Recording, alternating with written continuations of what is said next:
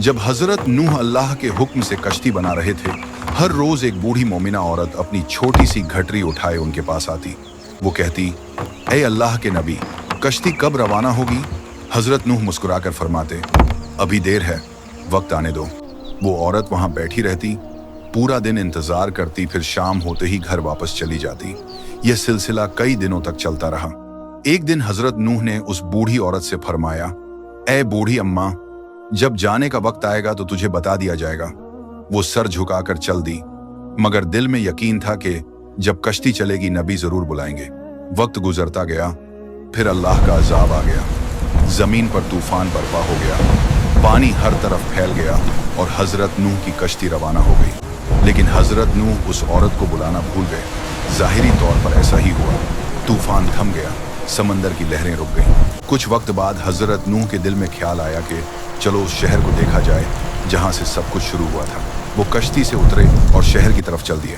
जब शहर पहुंचे तो देखा हर तरफ वीरानी और तबाही है, मगर एक कोने में एक झोपड़ी से रोशनी आ रही थी। एक दिया जल रहा था। हजरत नूह हैरान हुए, इतना बड़ा तूफान आया, सब कुछ डूब गया, लेकिन यह दिया कैसे जल रहा है? उन्होंने जोर से अल्लाहू अकबर कहा। झोपड़ी का पर्दा उठा। वही बूढ़ी औरत घटरी उठाए बाहर आई और मासूमियत से बोली, या नबी अल्लाह, क्या कश्ती अब तैयार है? चलें? हजरत नूह की आंखें हैरत से फैल गईं। उन्होंने पूछा, ऐ बूढ़ी अम्मा, तुझे कुछ भी पता नहीं चला?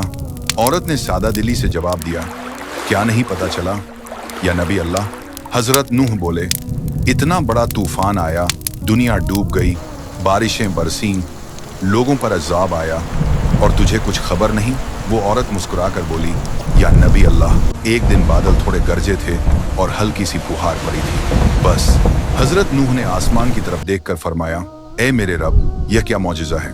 तब अल्लाह ताला ने उन पर वही नाज़िल फरमाई, ए मेरे प्यारे नबी, इस औरत के दिल में तुम्हारी मोहब्बत थी और तुमने इससे वादा किया था कि जब कश्ती रवाना होगी तुम इसे ले चलोगे। तुम अपना वादा भूल गए, लेकिन मैं रब्बुल आलमीन तुम्हारे वादे का भी जिम्मेदार हूँ। मैंने अपने अजाब को इस तक पहुंचने ही नहीं दिया। इसे एहसास तक नहीं हुआ कि कैसा अजाब आया और कब चला गया।